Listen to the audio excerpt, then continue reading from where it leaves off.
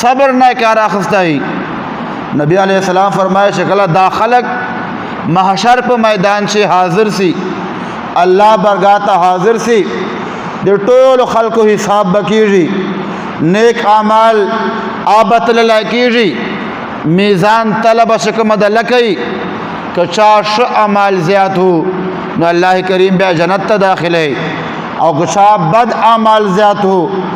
اللہ کریم د مشتول جہنم نه بچ کی، بیا به جہنم چې خپل گناهو مطابق سزا شکمه تیرے. نبی علیہ السلام فرمایا چې دو کم دفتر دی، کم دی عملو لیکن کی رجسٹر دی، آب محشر پورا جی باندې خلاصیږي. چا شورا نیک عمل کړای د آب ظاهریږي، چا شورا بد عمل کړای د آب ظاهریږي. خو نبی علیہ السلام فرمای چې کله محشر قیامت ورځ او د خلق حاضر سی، کوم خلق باندې چې د دنیا چې امتحان راغلی، په دې دنیا چې ازمایش ور باندې راغلی، او دو صرف او صرف الله رضا پر غیبانه صبر کړای، یا غربت ور باندې راغلی او صبر ور باندې کړای، د الله ناشکری نه کړي، د شیخ فریاد نه کړای، یا چې بیماری ازمایش ور باندې راغلی او په دې باندې صبر کړای چې دا الله له طرف ته، یا اولاد له وجنه چې ازمایش ور باندې راغلی او په دې باندې صبر کړای. نبی کریم علیہ السلام فرمایي چې دا خلق کلا محشر میدان ته حاضر سی، د ټولو خلقو نیک اعمال با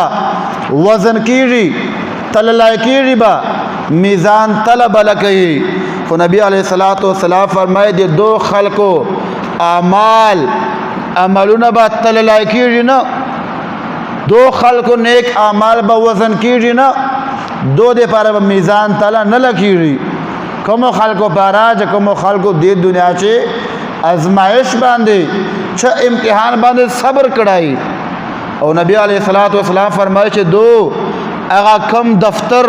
هغه رجسٹر دی چې دو عملونه پسې لیکلي دي، بد اعمال پسې لیکلای دا، ښه اعمال پسې لیکلای دا. نبی علیہ السلام فرمایي آب قیامت ورځ باندې خلاصيږي نو، آب دغه سے باندې پرده به ور باندې کلاو کیږي بنو. او نبی علیہ السلام فرمایي چې په دو خلقو باندې با الله له طرفنا د الله کریم اجر و ثواب رحمت برانی، رحمت به ور باندې ورېږي. نبی علیہ السلام فرمایي چې کله دا خلک وویني چې کوم خلکو دا زندگی په عیش او عشرت تیر کړی دا، چې کوم خلکو دا زندگی په مزو چې تیر کړی دا، په گاډو موټرانو په بنگلو چې تیر کړی دا، چې کله دا خلک وویني نو خلک به افسوس کوي، حسرت پکې چای کاش چې په هغه دنیا چې په موږ باندې داسې امتحان راغلی وای، موږ باندې داسې ازمایش راغلی وای، اگر چې موږ جسمونه په بیاتیګانو باندې کټسلی وای، داسې ازمایش ور باندې راغلی وای، اگر چې موږ د اندامو غوښې چې کومې دي په بیاتیګانو باندې کټسلی وای، هغه ازمایش مقبول وای. خو کاش چې نن په دغه اجر او ثواب شي چې کوم خلکو ته الله پاک به ورکوي چې صبر ور باندې کړای، کاش موږ په شامل وای چې دا مشتمل اوسلی وای. نبی علیہ السلام فرمائی آ خلق با دا حسرت کے افسوس پکے چاہے کاش په دغه زندگی چې دا مختصر زندگی دا دوا ورځې زندگی دا هیڅ پته نشته که سبا ختم سلا او کنن ختم سلا. کاش په موږ باندې داسې ازمایش راغلی وای، داسې امتحان باندې راغلی وای چې دا موږ جسمونه په بیاتیګانو باندې کټسلی وای، ټوکړې ټوکړې سلی وای، په هغې باندې موږ صبر کړاو. خو کاش نن په دغه اجر او ثواب چې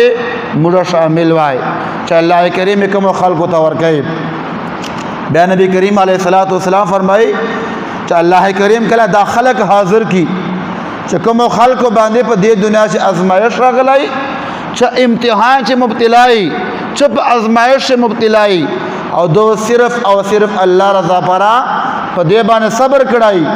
الله رضا پارا دې باندې چې چیخ پکار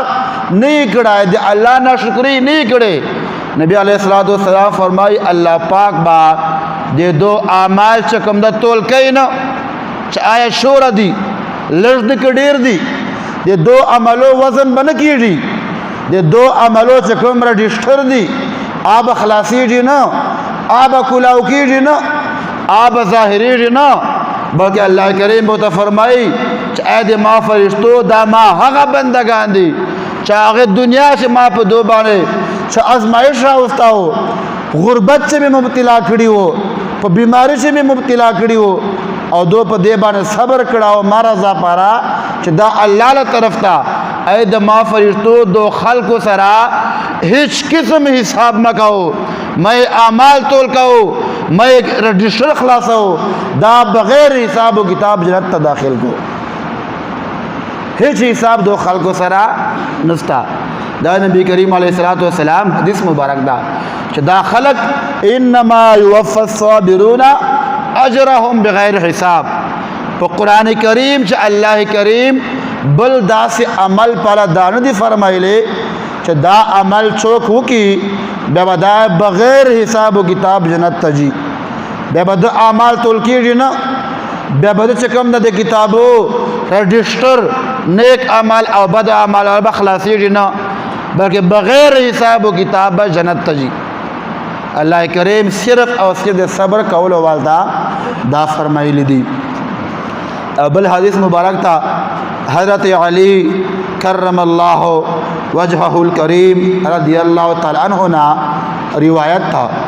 فرمائے نبی کریم علیہ الصلوۃ والسلام او فرمائل چې هر نیک اعمال نیک بندہ نیک عملونه چې کوم دی آب وزن کیږي آب تول کیږي چې چا شوره نیک عمل وکړای آب تول کیږي خو سوا د صبر کولو وال چې چا دې دنیا چې په ازمایش باندې چې امتحان باندې صبر وکړای حضرت علی رضی اللہ تعالی عنہ فرمائی کہ نبی کریم علیہ الصلوۃ والسلام او فرمائل کہ دو خلقوں نیکی گانے با وزن بھی نہ کیږي دو خلقوں نیکانو دا بتول کیږي نه دا بغیر حساب و کتاب دغه سے الله پاک جنت ته داخله نو په دې باندې نور احادیث موجود دي خو عزتمند مسلمانان ورونو نن چې کوم موجوده حالات سے مسلمان گرفتار دي چې موږ ایمانونه کمزوري دي الله کریم دې موږ ایمانونه کامل کړي چې حالات داسر باندې روان دي چې ورځ په ورځ باندې ازمایښونه ورځ په ورځ باندې امتحانونه ورځ په ورځ باندې غربت ورځ په ورځ باندې مهنګایي ورځ په ورځ باندې نافرمانی هر طرف ته فتنې دي هر طرف ته ازمایښونه دي دا د موږ عملو وجه ده اول مسلمان ته پکار ده چې هر مسلمان د خپل عمل ټیک کی نن مسلمان په بل باندې ګوته چي گئی بل مسلمان د عیبونه کاری خپل جان ته نه ګوري چې آیا د کمې جوګې مسلمان آیا مال مون او د سیدا آیا ما شیر مور او پلار سره تعلق سیدا ما شیر ګوان سره تعلق سیدا ما روزه او زکات ټیکتا آیا ما د جمیل مونستا نن مسلمان په دښي باندې سوچ نه دا کړای دل وجنا شکم 2000 ازمایښونه دي